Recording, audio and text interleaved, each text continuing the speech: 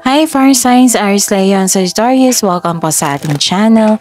At ito ay inyong daily gabay tarot reading for August 13, 2024. Please be reminded kung naka-resonate kayo, comment down. Kung hindi kayo naka-resonate, ibigay niyo po sa iba kasi channel reading po ito.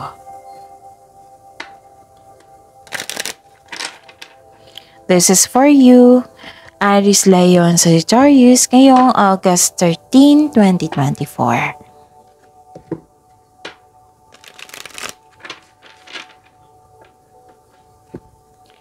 Maraming salamat po sa inyong patuloy na suporta at maraming salamat din po sa mga hindi nag-skip ng ads. Gamitin ang reading na ito bilang gabay lamang. Sa mga hindi pa nag-subscribe, subscribe na po kayo at click bell notification para malaman nyo na may bago tayong video. Para sa mga gusto magpa-reading po, may lumabas dyan sa screen nyo ngayon. Panoorin nyo po at sundin na ang instruction. Calling the attention sa mga suki ko dito, open na po ang inyong Monthly Gabay Tarot reading for August 2024. Pwedeng nakafocus sa career and money, pwedeng channel reading po na may love reading. So message me, Aries Leo Sagittarius for schedule.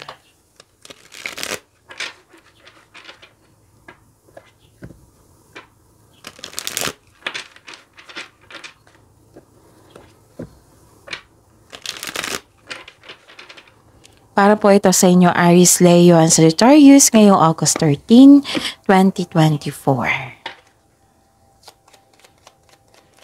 Spirits Guide, mga ganap po. Mga ganap para kay Aries, Leo, Sagittarius ngayong August 13, 2024. I need 3 cards po.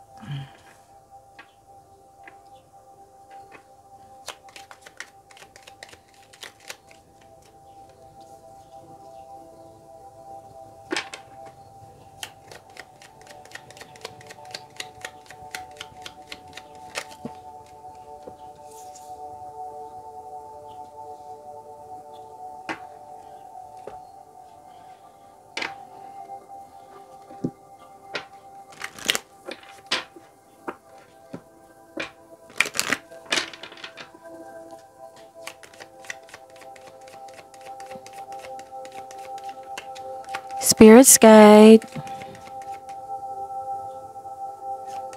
Message siya po para kay Aries, Leo, and Sagittarius ngayong August 13, 2024.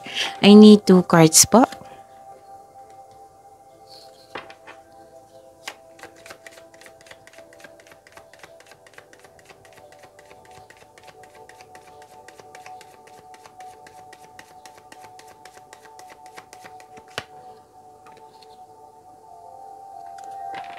Okay. In-expect ko talaga to. Okay. Aries, Leo, Sagittarius ngayong August 13, 2024. May nakita ko dito nag-overthink kayo. So, alam nyo naman, araw-araw ko yan sinasabi sa inyo na overthinking can steal your happiness and opportunities. So, kung nag-overthink na kayo ngayon, so, ayun. Kung nag-overthink na kayo ngayon, you have to get out from it. Kasi, nakakasama yan sa inyo. How to stop overthinking? Sige, magbigay tayo ng solusyon. How to stop overthinking?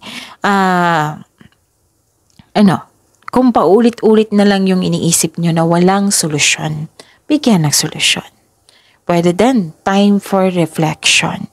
Kailangan yan para may awakening, may realization po na magkakanap. Okay? So, parang may hindi klaro sa inyo, no? Kaya nag-iisip kayo. Tapos, may nararamdaman kayong hesitation. Yun. And, nakita ko dito na pwede din, naiisip ka or na-disappoint ka kasi may delay. So, alam nyo naman, ang delay is may dahilan po iyan. O, like for example, delay sa biyahe kasi masamang panahon. Like for example, delay sa pagdating ng pera. Tapos ang iniisip mo, like example lang po ito, huwag niyong masamain. Example lang po ito. Iniisip mo, igasta mo ito sa isang bagay. Tapos gustong iparealize ng universe sa inyo na pag-isipan ng mabuti. Kailangan yung isave, huwag niyong, gusto nilang ipaalam sa inyo yung mga mensahe bago dumating iyon. Para, anong tawag dito? Para magamit niyo ang pera sa tama. Ganon. Yan yung ibig sabihin yan. Example yan ha, iba-iba kayo ng sitwasyon ngayon. Okay? Hindi sa pera lang, hindi sa yung binibigay ko na example. Example kasi yan eh. Okay. Nakikita ko kasi dito, naiinip ka. Pwedeng sa pagdating na tao or sa pag-uusap nyo, ganun. May dahilan yan eh. It might, kasi usually, nagkaroon ng delay kasi gusto ni God ng universe na may ma-realize kayo para sa pagdating nito, kung blessings ito, kung blessings ito para sa inyo is para magamit nyo sa tama. Okay? Gusto niyang may ma-realize kayo eh. Like for example, itong example ha, parating na pera. Gamitin ko to sa, yung 20% ito i-save ko. Yung 20% ito para sa emergency funds. Ang 20% ito yung ikasta ko. Ganun. Pagbalanse. Pwede din gusto ni God na pagdating ng blessings na ito, yung dito ng delay na ito, na may realization talaga. May realization like pag-iingat, awakening, ganon. Yun. Instead, mag-overthinking kayo. So, time for reflection. Kasi nandyan po yung awakening, realization talaga. Okay? So, yun. And, intindihin, baka it's not time pa, piniprepare ka ni God, gusto ni God na maging matapang kayo, na mas may ma-learning, may na-learn kayo sa nakaraan, gano'n. Basta, gusto ni God na i-prepare kayo. Sa bawat bigay niya, gusto niyang prepare kayo. Prepare and handa kayo. Yon, natumbok ko. Unawain po. And pray for it. Okay? I-pray niyo po. Kasi si God, wala naman yan binibigay niya na nakakasama sa atin, di ba? So, yun. Think about it. Pagpasensya ay kailangan dito eh. Habaan ang pagpasensya at pag-intindi. Ano pa?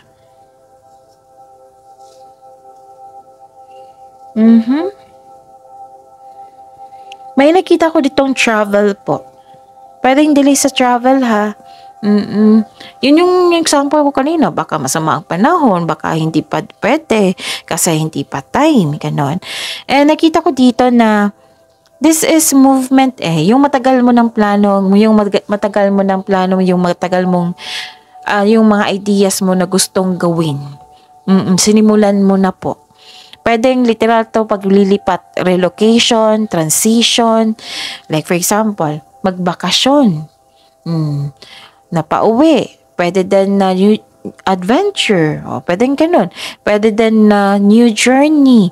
Yung pag-abroad or sa trabaho sa city, ganun. Basta pwede din nagkaroon kayo ng biyahe talaga dito. Like for example, pumunta ka ng city proper, ganun. Maraming movement to ha. So, yun. Kung busy kayo ngayon, Aries, Leo, Sagittarius, kasi movement to eh. Kailangan talaga ng pagbalansa dito. Kailangan nyo makawala sa overthinking na yan. Kasi kung sasabayan ng busy at overthinking, sobrang pagod niya. Kahit ako exhausted, makakaramdam ako na ganyan. So, process it ha. Kasi andyan na yan, i-process nyo po iyan. And understanding po ha, yan yung pinaka-importante.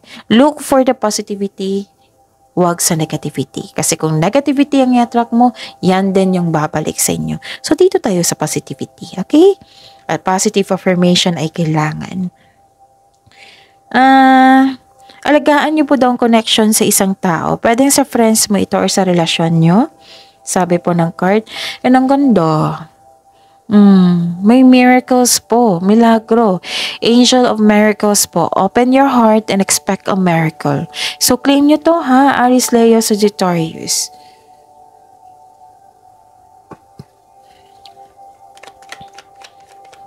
Spirits guide. Energy pa ni Aries, Leo, Sagittarius ngayong August 13, 2024. And the clarification of this card po.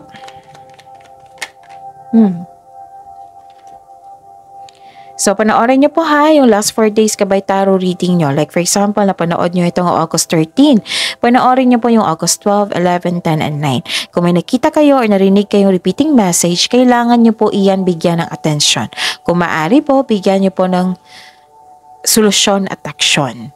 Okay? Again, calling the attention sa mga suki ko dito na Aries, Leo, and Sagittarius.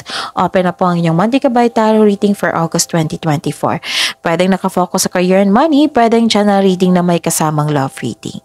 Okay, so kumusta ang energy ni Aries, Leo, and Sagittarius? May concern kayo sa isang tao na hindi marunong magpahalaga?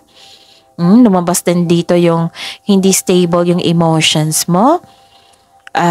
Pero may binigay po na solusyon ang card nyo po dito. Communication. Tamang communication. Tapos mag-ingat din kayo sa yung pagsabi mo sa isang tao. Baka may masabi ka na naging sensitive siya. Yung naging genuine ka, naging totoo ka sa inyong sarili. Tapos pagsabi mo na naging sensitive siya. O instead, positivity yung binigay mo sa kanya, naging negative. So, timing. Hanapin mo yung timing. Kasi hindi lahat ng para sa iyo na madali kayong magbigay ng solusyon. Siya hindi pa siya makapag-move on. Instead na magalit or mainip kayo sa kanya, ipag-pray mo siya, isuko niyo siya kay God. Mention ang name niya. Isuko niyo siya kay God, then ask for divine assistance. Then dito tayo sa goodness, 'di ba? Pag-uusap po ang solusyon po dito. Tapos may offer din sa inyo na leadership role. Nagkaroon daw kayo ng hesitation. Ang sabi po ng card dito, pag-isipan na mabuti pagpaplano para hindi kayo malito. Okay? Kasi alam kong gustong-gusto mo rin itong offer na opportunity na ito na leadership role. Kasi bagay na bagay ito sa inyo, Aries, Leo, Sagittarius. Kasi you are a very good leader. Okay? And nakita ko dito na sabi ko sa inyo kanina dito na sobrang busy nyo, Aries, Leo, Sagittarius, lumabas nga. Oo, dalawang card na po ang nasabi dito. Actually, granted yung manifestation nyo. Naging creative kayo ngayon, inspired kayo in taking in action with courage. Basta full of confidence kayo dito. Kung napanghinaan kayo ng loob dito, binigyan talaga kayo ng blessings na which is nag-decide din kayo, tinulungan mo yung sarili mo. This is good. Kasi tinulungan mo yung sarili mo. Paano magkakaroon ng magandang resulta yung binigay na blessings? Kasi kailangan mo ng action dito kailangan mo maipalago, di ba? So you are willing talaga. Nagkaroon ng self-confidence po. Pasensya na po. Yung kamay ko na ganyan. Okay. So, yun. Granted yung manifestation nyo, may parating na blessings po. This is to remind you na okay, lahat gagawin para makuha ang gusto. So, yun, divinely guided ka So, expect ang miracles and ang may sabi din dito na with the divine assistance, all things are possible. That is the miracle. Ang ganda. You can make your imagination real. You're coming into your power. Ang ganda. Spirit's Guide, Career and Money po ni Aries, Leo, Sagittarius ngayong August 13, 2024.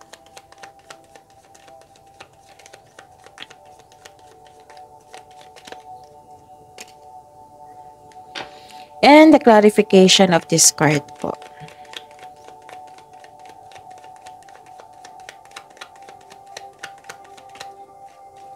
Lumabas.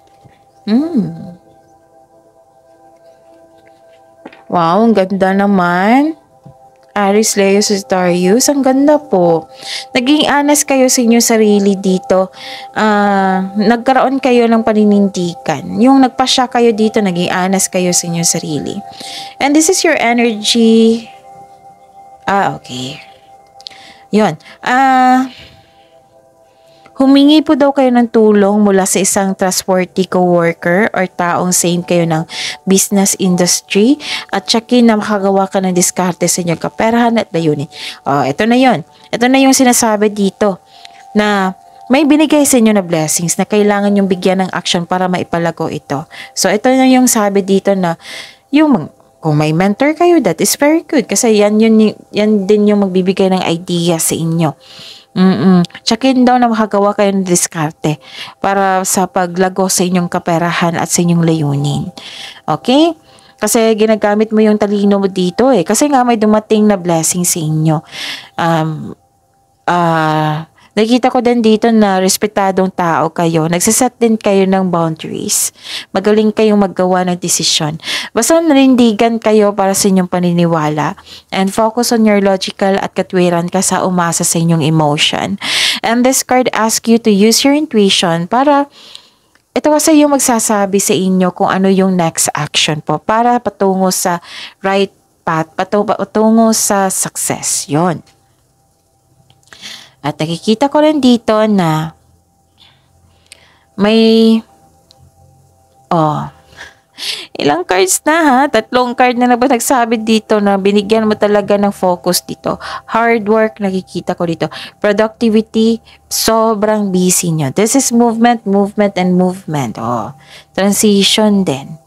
Hard work at dedikasyon sa trabaho or negosyo for financial prosperity po. And sabi po ng card nyo po dito na patuloy nyo lang po daw yung pagsisikap nyo. Patuloy mo lang ang magsumikap.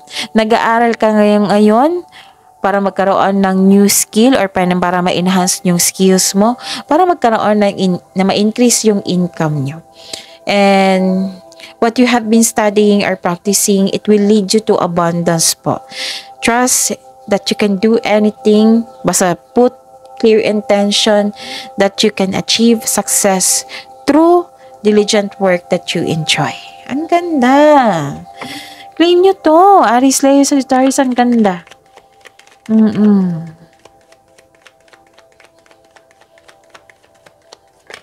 Spirits guide.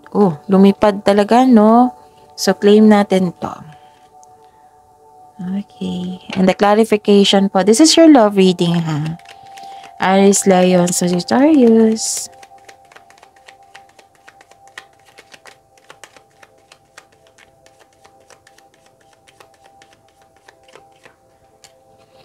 Okay. Maraming salamat po sa patuloy na tiwala at suporta sa ating channel. At maraming salamat din po sa mga hindi nag-skip ng ads. May lumabas dyan sa screen nyo ngayon, panoorin nyo po. At kung gusto nyo po iyan, sundin po ang instruction. Wow, this is new beginning Nagkaroon ng okay. Diba sabi ko sa inyo dito na nagkaroon ng may hindi klaro sa inyo. At the end of the day, may clarity na po. This is new beginning Para sa mga singles dyan, huwag kayong mag-alinlangan na mag-invest sa mga bagong relasyon. Kasi may nakita ko dito na naliligaw sa inyo, opportunity na parating sa inyo. Para sa mga may relasyon sa buhay mag-asawa, sa araw na ito magkakaroon kayo ng masinsinang pag-uusap po. So, improve nyo po daw yung communication nyo. Ang sabi po ng card nyo. And, ano pa? Okay. Nakikita ko rin dito yung expansion and growth. Itong gagawin mo na pag-uusap para to sa expansion and growth sa inyong pagmamahalan, sa inyong connection. And sa mga single you've met someone exciting through your friends or sa mga activities. Yes. Maaring nanligaw na ito or basta na-meet mo na siya. Okay? Sa mga may relasyon sa buhay mag-asawa, this is a time na magkaroon kayo ng travel plans or meeting someone special while on vacation po. Magkakaroon ng gathering dito ng friends, pwedeng reunion ito ng pamilya. Magpa-participate kayo sa group activity. Pwedeng anong tawag dito? Reunion. Para sa growth ito and expansion, yung magiging healthy ang inyong connection. Yun. Okay? Gumagawa kayo ng action dito So, posible talaga maglakbay kayo. Nakikita ko dito.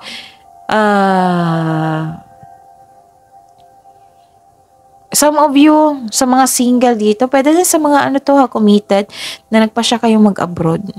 para sa growth nyo, para magkaroon ng, like for example, mag-abroad ako para makabili ako ng lupa, ganun. Yun. So that's it. See you tomorrow, Aries, Leo, Sagittarius. Positive affirmation ha. Panoorin nyo po din yung weekly Gabay Tarot reading nyo kahapon. Nakafocus yun sa career and money. So that's it po. See you tomorrow. Aries, Leo, Sagittarius, please like, subscribe, and click bell button for notification para updated po kayo sa daily tarot reading natin. Maraming salamat po.